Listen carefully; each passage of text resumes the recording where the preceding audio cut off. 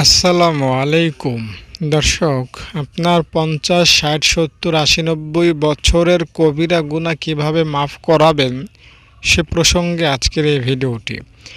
দর্শক, আপনি জাহান্নামে যাবেন না, আপনি জান্নাতে যাবেন, সেটা আপনি ভেতর থেকে অনুধাবন করতে পারবেন আজকের এই ভিডিওটা দেখলে ইনশাআল্লাহ।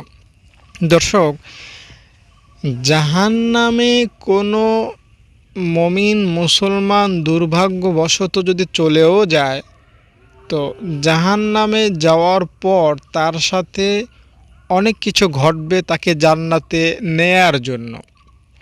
যেমন আমি আপনাকে উদাহরণ দিয়ে বুঝাই, কোনো প্রভাবশালী ব্যক্তি, ক্ষমতাশালী ব্যক্তি কোনো কারণে যদি হাজতে যায়, মামলা খায়, তাহলে তার জন্য উকিলের অভাব হয় না, তার জন্য কোনো কিছুরই অভাব হয় না তাকে মুক্তির জন্য। আর সে যদি হয় হাজার হাজার লক্ষ লক্ষ কোটি কোটি মানুষের নেতা, তাহলে তো কোনো কথাই হয় না। আর যদি হয় সৎ নেতা, তাহলে তো আরও কোনো কথাই হয় না। তার মুক্তির জন্য হাজার হাজার মানুষ রক্ত দেওয়ার জন্য প্রস্তুত হয়ে যায়। তো একজন মমিন মুসলমান অপর আরেকজন মমিন মুসলমানের সুতোয় গাঁথা। যেমন একটা তসবি একটা সুতোয় গাঁথা। একটা তসবিতে যদি 100 দানা থাকে, তো প্রত্যেকটা দানাই কিন্তু অপর দানায় মিলিত থাকে একটা সুতোর মাধ্যমে। সুতো যদি কেটে দেওয়া হয়, প্রত্যেকটা দানাই চলে যাবে, একত্র থাকতে পারবে না। তো মমিন মুসলমান কেমন যেন এক দেহ এক প্রাণ, তাদের এক বাসা, সেটা হলো জান্নাত। মনে করেন আপনার ঘরে 5 জন সদস্য, তো একজন সদস্য যদি রাতে ঘরে না আসে, যে প্রতিদিন আসতো, সে যদি রাতে ঘরে না আসে, বাকি 4 জনের কিন্তু ঘুম হয় না। আরে আমার ছেলে কই গেল, আমার ভাই কই গেল, কই গেল, তার খবর নাই, ফোন দেয় এখানে সেখানে, অস্থির হয়ে যায়, ঘুম হয় না। তো জান্নাতীদের মধ্যেও যদি কোনো মমিন মুসলমান কোনো কারণে জাহান্নামে চলেও যায়, তাকে বাঁচানোর জন্য, তাকে জান্নাতে নেয়ার জন্য এরকম হাজারো মাধ্যম দাঁড়াবে, এরকম উসিলা আসবে। ফলে জাহান্নামী ব্যক্তিটা খুব অল্প সময়ে জাহান্নাম থেকে বের হয়ে আসতে পারবে এবং জান্নাত পাবে। এটা বলছি তার কথা যে চরম লেভেলের পাপী এবং চরম লেভেলের হতভাগা, কপাল পোড়া। অনেক মানুষের কপালই খারাপ, ঠিক না? তাই সে যেই কাজে হাত দেয়, অন্য 10 জন মানুষ চাকরি পাইল, ইন্টারভিউ দিয়ে সে ফেল করলো, অন্য 10 জন মানুষ ব্যবসায় সফল হলো, সে ফেল করলো। অন্য 10 জন মানুষ একই রাস্তা দিয়ে গেল, কেউ ক্ষতি হইল না, সে পাছার খেয়ে পড়ে গেল বা তাকে সাপে দংশন করলো। তো এরকম মানুষ থাকে যার কপাল খুবই খারাপ। তো এই রকমের হতভাগার জন্য হাজার হাজার মাধ্যম পরকালে দাঁড়িয়ে যাবে মুক্তির জন্য। কত নবী থাকবেন, সুপারিশ করবেন, কত অলি থাকবেন, কত পীর বুজুর্গ থাকবেন, কত হাফেজে কোরআন থাকবেন। তো এরা ওই ব্যক্তিটার জন্য সুপারিশ করবে, আল্লাহ ওই তো একটা জাহান্নামে মুসলমান দেখা যায়, তাকে বের করে দাও। আল্লাহ বের করে দেবেন।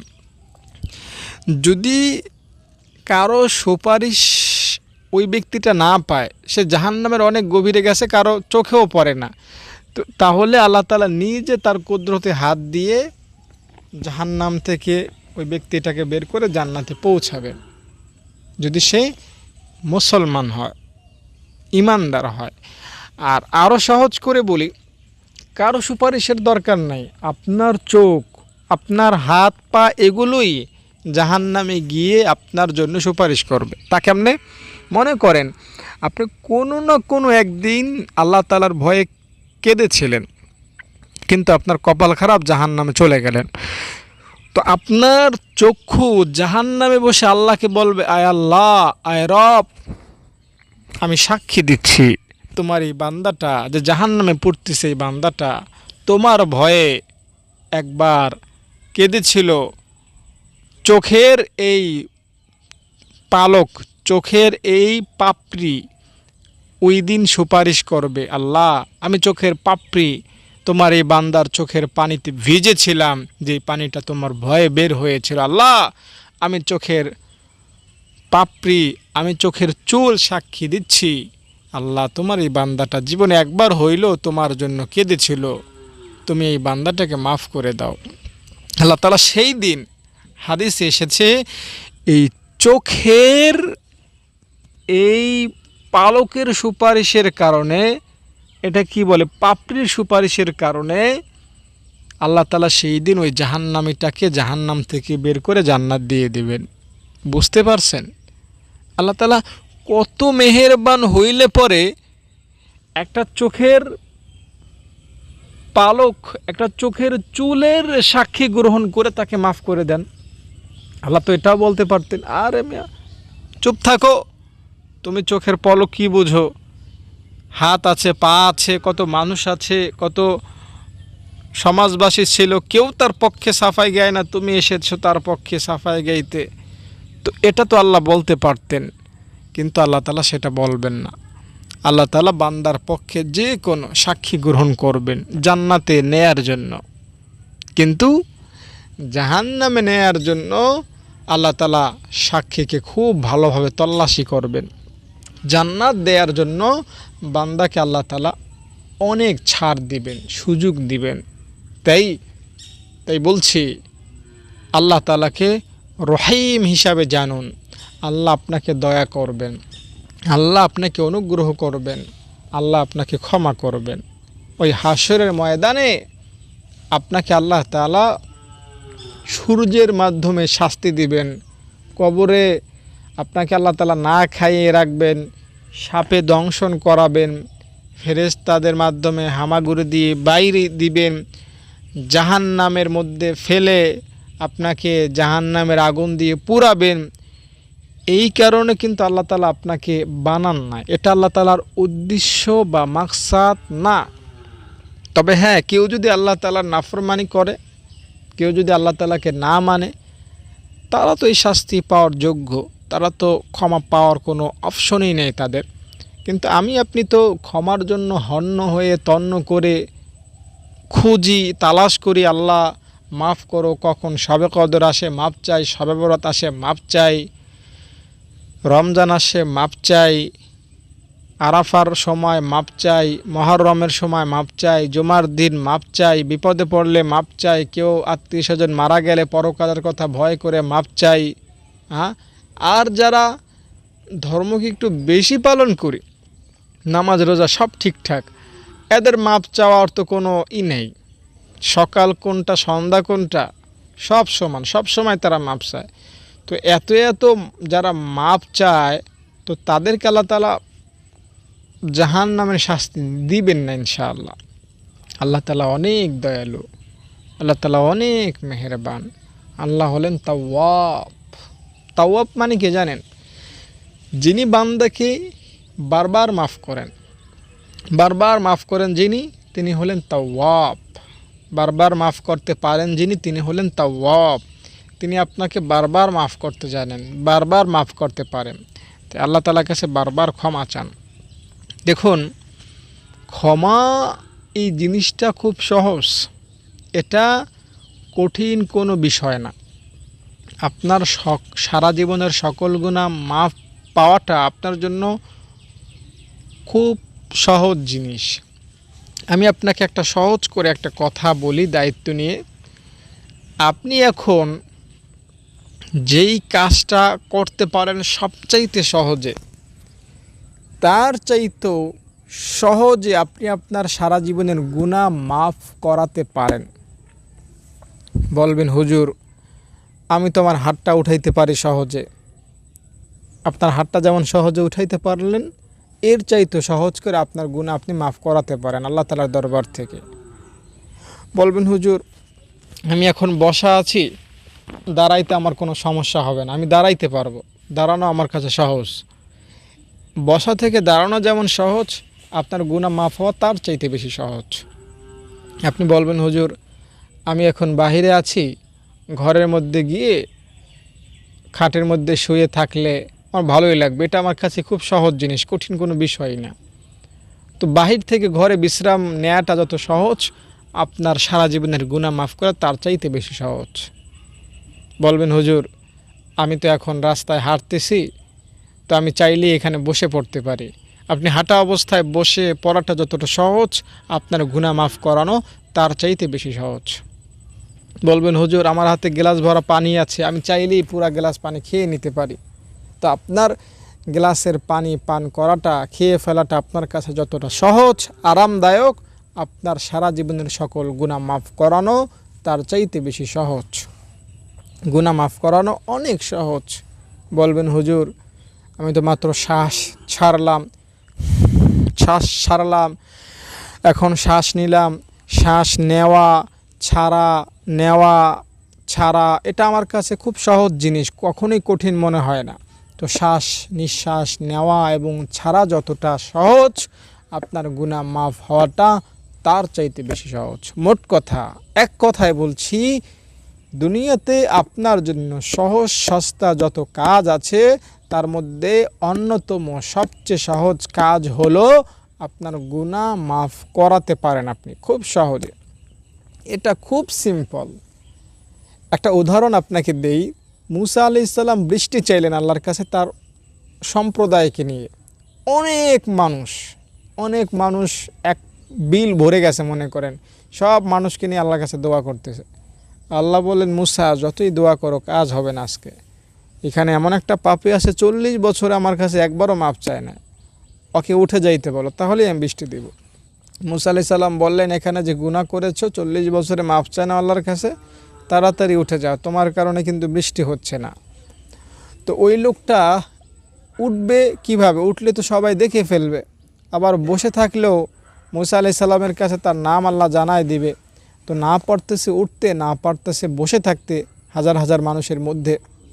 তাই সে কী করলো? চুপ করে আল্লাহর সাথে কানেকশন তৈরি করলো। আল্লাহ, আমার সম্মান ঠিক রাখো, আমাকে বেইজ্জতি করিও না, আর গুনাহ করব না। এতটুকু কথা 2-1 মুহূর্তের মধ্যে আল্লাহকে নিজের মতো করে বললেন, আর মুহূর্তের মধ্যে আকাশটা মেঘাচ্ছন্ন হলো, মুষলধার বৃষ্টি হলো। যত প্রয়োজন বৃষ্টির সব প্রয়োজন পূর্ণ হয়ে গেল। মুসা আলাইহিস সালাম বললেন, আল্লাহ কেউ তো উঠলো না, তুমি বৃষ্টি দিলা। আল্লাহ বললেন, আমি যার কারণে বৃষ্টি অফ রেখেছিলাম তার উসিলাতেই আজকে সবাইকে আমি বৃষ্টি দিয়েছি। সে আমার কাছে মাপ চায় নিছে, আমি বৃষ্টি দিয়ে দিছি। তো এখানে লক্ষণীয় বিষয় কি জানেন? এই লোকটা মাপ চাওয়ার জন্য না উঠেছে, না বসেছে, না সেজদা দিয়েছে, না মোনাজাত করেছে, না দোয়া পড়েছে, না কোথাও মসজিদে গিয়েছে, না মান্নত করেছে, না 2 টাকা দান করেছে, না চোখের পানি ফেলেছে, না মুখটা নাড়িয়েছে, কিচ্ছু করে না। শুধু মন থেকে, আল্লাহ অসম্মানিত করো না, আর করব না। হয়ে গেছে তার গুনাহ মাফ। কয় বছরের গুনাহ? 40 বছরের গুনাহ। এজন্য বলছি, আল্লাহ তাআলা বান্দার জন্য সহজ যেই কাজটা রেখেছেন সেটা হলো বান্দার গুনাহ মাফ করানো। আল্লাহ তাআলা অপেক্ষায় আছেন। আল্লাহ তাআলার বিশেষ একটা ভালো লাগার কাজ হলো বান্দাকে মাফ করা। আর বান্দাকে মাফ আল্লাহ তাআলা কেমনে করেন? আপনারা এই বিষয়টা অনেকেই হয়তো জানলেও বুঝেন না। এমন না আপনি মাফ চাইলেন, এখন আপনার মাফ চাওয়ার আবেদনটা ফেরেশতারা আল্লাহ তাআলার কাছে নিয়ে যাবে, এক জায়গায় জমা রাখবে। এরপরে আল্লাহ তাআলা একটা সময় আপনার আবেদনপত্রটা দেখবেন। যদি দেখা যায় যে খুব ভালোভাবে মাপ চাইছে, আর গুনাহ করে নাই, তো আল্লাহ তাআলা মাফ করে দিবেন। এত লম্বা প্রসেসিংয়ে বান্দাকে আল্লাহ তাআলা মাফ করেন, এত দীর্ঘ সময় নিয়ে আল্লাহ তাআলা বান্দাকে মাফ করেন না। বরং আল্লাহ তাআলা তো এভাবে মাফ করেন, আপনি মাপ চাইলেন তো আল্লাহ তাআলা মাফ করে দিলেন, চাওয়ার সঙ্গে সঙ্গে। বিলম্ব করেন না আল্লাহ তাআলা, এক মুহূর্ত বিলম্ব করেন না। আল্লাহ তাআলা অপেক্ষায় থাকেন, বসে থাকেন। আপনি যদি মনে করেন অপেক্ষায় থাকেন, বসে থাকেন, মনে করেন আপনার একজন মেহমান আসবে, আপনি রাস্তায় দাঁড়িয়ে আছেন, ঘরে বসে না, রাস্তায় দাঁড়িয়ে আছেন, অপেক্ষায় আছেন। মেহমানটা যখনই আপনার সামনে আসবে তখনই কিন্তু তাকে আপনি আলিঙ্গন করতে পারবেন, দেরি হবে না। কারণ আপনি সব কাজ কর্ম ফেলে রেখে আপনি রাস্তায় তাকে স্বাগত জানানোর জন্য দাঁড়িয়ে আছেন। এক মুহূর্ত দেরি হওয়ার কথা না তাকে স্বাগত জানানোর জন্য, ঠিক না? তো আল্লাহ তাআলা কেমন যেন বান্দাকে মাফ করার জন্য সব কিছুকে ফেলে রেখে আপনার জন্য তাকিয়ে আছেন, অপেক্ষায় আছেন কখন আপনি আল্লাহকে বলবেন আল্লাহ মাফ করে দাও, আর আল্লাহ সাথে সাথে মাফ করে দিবেন। বিশ্বাস করেন আল্লাহ তাআলা এত দ্রুত মাফ করেন, আল্লাহ তাআলা এত তাড়াতাড়ি মাফ করেন। আল্লাহ তাআলার কাছে যদি আপনি একটা বাড়ি চান, আল্লাহ তাআলা সেটা সাথে সাথে দিতে পারেন, 2 মাস পরে দিতে পারেন বা নাও দিতে পারেন। দুনিয়াবি কোনো জিনিস চাইলে আল্লাহ তাআলা সেটা বিলম্ব দেন বা সাথে সাথে দেন বা নাও দিতে পারেন। কিন্তু আল্লাহ তাআলার কাছে কেউ ক্ষমা চাইলে এটার মধ্যে আল্লাহ তাআলা কখনোই বিলম্ব করেন না। চাই সে সুদখোর হোক, চাই সে জেনাকার হোক, চাই সে বেনামাজি হোক, চাই সে বেরোজগার হোক, চাই সে হিংসুক হোক, চাই সে অহংকারী হোক, চাই সে বেপরদায় চলনাওয়ালা নারী হোক, চাই সে পুরুষ হোক, চাই সে নারী হোক, চাই সে আলেম হোক, চাই সে মূর্খ হোক, চাই সে গ্রামে থাকুক, চাই সে শহরে থাকুক, চাই সে বাংলাদেশে থাকুক, চাই সে মদিনায় থাকুক, কোনো ভেদাভেদ নাই। কেউ আল্লাহর কাছে মাপ চাইলে মুহূর্তের মধ্যে আল্লাহ বলেন বান্দা লাব্বাইক, তুমি আমার কাছে মাপ চাইছো, আমি তোমার মালিক, যাও আমি তোমাকে মাফ করে দিলাম। আল্লাহ তাআলার কাছে মাপ পাওয়াটা এত সস্তা, এত সহজ এবং খুবই সাধারণ একটা জিনিস। তাই লা তাকনাতু মির রাহমাতিল্লাহ, হতাশ হবেন না। যত গুনাহ করেছেন এই গুনাহের সমাপ্তি ঘটনা আজকে, এই গুনাহ নিয়ে আর সামনে আগায়েন না। আপনি আজকে মাপ চেয়ে আবার কালকে থেকে গুনাহ করেন, ওটা আপনার ব্যাপার। তো মনে করেন আপনার একটা, কিভাবে বলি, আপনার ঘরটা মনে করেন 7 দিন ধরে আপনি ঝাড়ু দেন না, খুব ময়লা হয়ে আছে না? তো আপনি যদি এই ভেবে এখন পরিষ্কার না করেন, কিভাবে কেন ঝাড়ু দেব, এখন যদি ঝাড়ু দেই বিছানাটা পরিষ্কার করি কালকে তো আবার ময়লা হবে, না দরকার নাই, এই ধ্যান ধারণায় কি আপনি কি ঘর ঝাড়ু দেন না? হ্যাঁ, অবশ্যই তো ঝাড়ু দেন। আপনি আজকে ঝাড়ু দিলেন, আবার ব্যবহার করা শুরু করলেন, দেখবেন কালকে আবার ঠিকই কি হবে, ময়লা হবে। ময়লা হবে না? তো ময়লা ঠিকই হবে, তবুও আপনি কি করতেছেন, ঝাড়ু দিয়েছেন, ঝাড়ুটা বন্ধ রাখেন না। তো গুনাহের ক্ষেত্রে আপনি বোকামিটা কেন করেন? আপনার চলার পথে আপনার আমলনামায় অনেক গুনাহ নামক ময়লা জমে আছে, এগুলো আপনি ঝাড়ু দিয়ে কেন ফেলতেছেন না? এখন আপনি কালকে থেকে গুনাহ করেন, কালকে থেকে আবার ময়লা জমুক, অন্তত আগের ময়লাগুলো তো সাফ হলো, তো ময়লা তো কম হলো। ঘর যদি 1 সপ্তাহ ঝাড়ু না দেন, 6 মাস ঝাড়ু না দেন, 1 বছর ঝাড়ু না দেন, 2 বছর, 5 বছর, 10 বছর, 20 বছর যদি ঝাড়ু না দেন, এই ঘরে আপনি বসবাস করতে পারবেন না। 20 বছর কোনো ঘরে যদি ঝাড়ু না দেওয়া হয়, ওই ঘরে মানুষ থাকতে পারে না। তো আপনি 20 বছরের মধ্যেও যদি একবার ক্ষমা না চান, তো আপনার আমলনামাটা কেমন হয়ে আছে একটু ভেবে দেখুন। গুনাহের মধ্যে কেমন জম পড়ে আছে, গুনাহটা কত বড় হয়ে আছে, ভয়ানকভাবে আছে। তো আপনি মাপ চেয়ে নেন, মাপ চান, মাপ পেয়ে যাবেন। এরপরে কালকে সওয়াবের কাজ করবেন না গুনাহের কাজ করবেন, কালকেরটা কালকে দেখা যাবে। আজকে মাপ চান, আল্লাহ মাফ করে দেবেন। দেখুন, ঘরের কথাটা বললাম, আপনি ঝাড়ু দিলেন খুব ভালোভাবে, এরপর আপনি আপনার ঘরে কি ময়লা টেনে নিয়ে আসেন? হ্যাঁ, এক বস্তা বাহির থেকে ঝাড়ু দিয়ে ঘরের মধ্যে কি আবার সেগুলো ফেলেন? আপনি কি এভাবে ঘরকে নোংরা করেন? বা কাদা মধ্যে কাজকর্ম করে পরিষ্কার না হয়ে বিছানায় গিয়ে শুয়ে পড়েন? এভাবে কি আপনি ঘর নোংরা করেন? না। আপনি ঘর ঝাড়ু দিয়েছেন, এখন চেষ্টা করেন যে ঘরের মধ্যে নতুন কোনো ময়লা যাতে প্রবেশ না করে। আপনি কি করেন? একটা পাপোশ রাখেন। আপনি কি করেন? জুতা পরে কলে গিয়ে পাটা ধুয়ে তারপরে ঘরে প্রবেশ করেন। আপনি কি করেন? উড়ে কোনো ময়লা এসে গেলে সেটা হাতে ধরে ফেলে দেন। এটাই তো আপনি করেন, তবুও আপনার ঘর কিন্তু নোংরা হয়, ময়লা হয়, পরের দিন আবার সেটা পরিষ্কার করতে হয়। তো আপনি গুনাহের ক্ষেত্রেও এমনটা করবেন।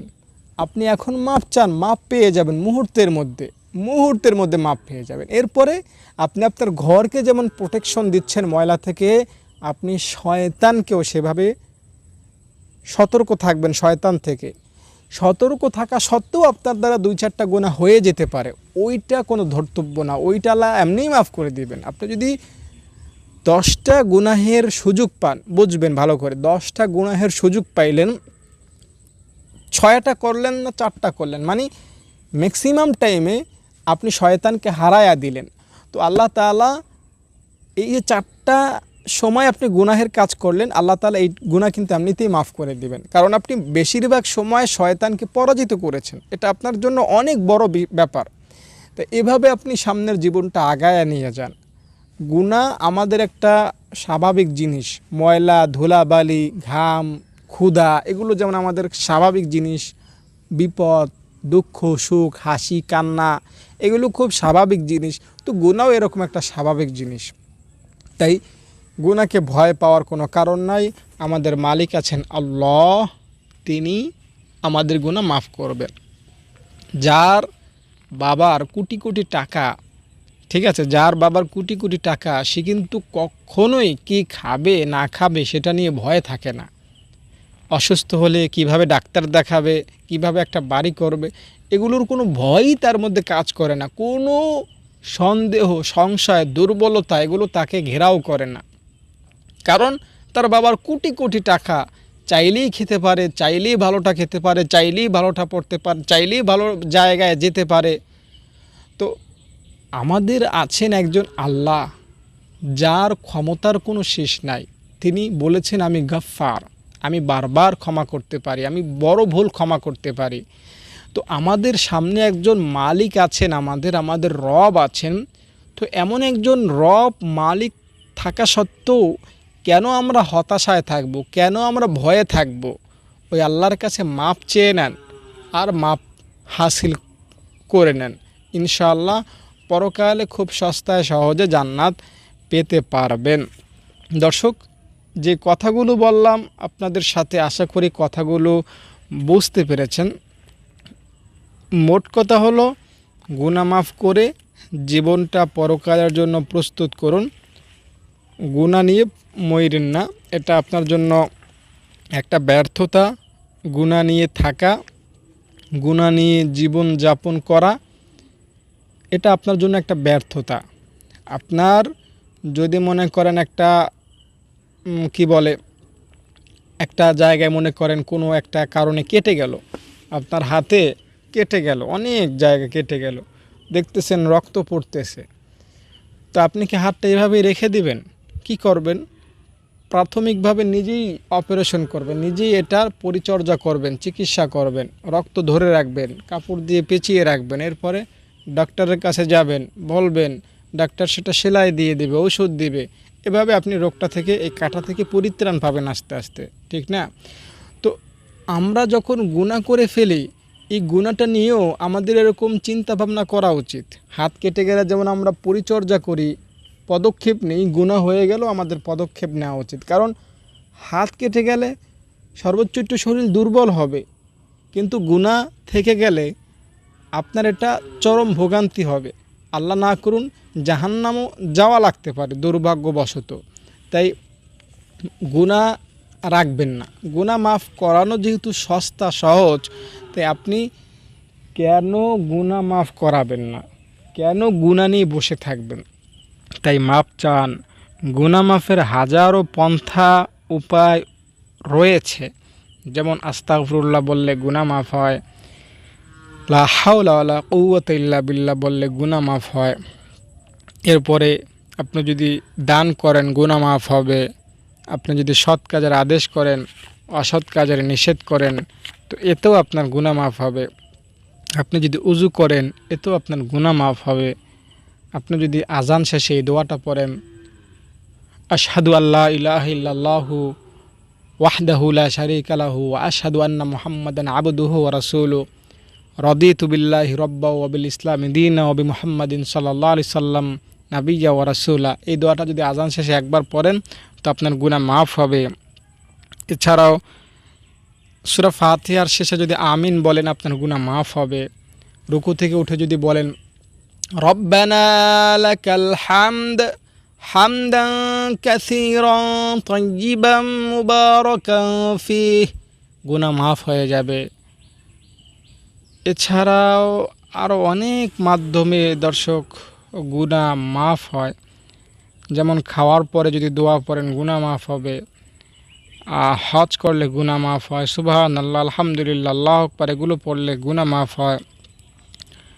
তো এগুলো আমরা করব, ইনশাআল্লাহ গুনাহ মাফ হয়ে যাবে খুব সহজ ইনশাআল্লাহ। দর্শক, যারা আলোচনাটা শুনলেন তাদের কাছে আমার দাবি রইল, আমার মাদ্রাসার কথা আপনারা স্মরণে রাখবেন, দান করবেন, পরামর্শ দিবেন। আমার মাদ্রাসায় ৭০ জন ছাত্রী আছেন, তাদের থাকা খাওয়া বেতন আপনাদের দানের মাধ্যমেই চলে, সম্পূর্ণ আপনাদের দানের মাধ্যমেই চলে। তাই আপনারা দান করবেন। প্রতিটা মাসে ১,২০,০০০ থেকে ১.৫ লক্ষ টাকা খরচ হয় এবং কোনো মাসে মাদ্রাসার নির্মাণ কাজ থাকলে ৪ লক্ষ টাকা ৫ লক্ষ টাকা খরচ হয়ে যায়। তো সর্বনিম্ন খরচ হয় আমাদের মাদ্রাসায় ১ লক্ষ টাকা প্রতি মাসে, এরকমই আর হয় না। তো আপনারা এই টাকাটা দিয়ে এসেছেন এতদিন, ভবিষ্যতেও দিয়ে যাবেন, সেই দাবি সেই অনুরোধ আপনাদের কাছে রইল। আপনারা যারা কাছাকাছি আছেন থাকেন মাদ্রাসা আসবেন, দেখবেন, ভালো লাগলে দান করে যাবেন। আর দূর দূরান্তে যারা আছেন, বিদেশে যারা আছেন, ফোন করবেন, বিস্তারিত জানবেন, ভালো লাগলে সাহায্যের হাত বাড়াবেন ইনশাআল্লাহ। ভালো থাকেন, আসসালামু আলাইকুম। ছাত্রীরা, তোমাদের হাতে কি তোমরা কোরআন শরীফ পড়তে পারো? তোমরা কোরআন কোথায় শিখেছো? এই মাদ্রাসায় পড়তে কোনো টাকা দিতে হয়? আসসালামু আলাইকুম দর্শক, আমি আব্দুল আজিজ, এরা আমার ছাত্রী। আমি এদের থাকা খাওয়া বেতন বিদ্যুৎ বিল গ্যাস বিল যেখানে যা আছে এভরিথিং সব কিছু ফ্রি করে দিয়েছি। আমার এই মাদ্রাসার লোকেশন হচ্ছে গ্রাম উত্তর চরডাকাতিয়া, পোস্ট পাতারচর, থানা মুলাদি, জেলা বরিশাল। আল্লাহ তাআলা তার সকল দান কবুল করেন, বলো আমিন। এখানে আমার ছাত্রীদের খাবারের একটা দৃশ্য দেখতে পাচ্ছেন, এখানে বেড়েছি। আর এখানে দেখতে পাচ্ছেন আমার ছাত্রীদের খাবারের দৃশ্য, আমার ছাত্রীরা খাচ্ছে এখানে।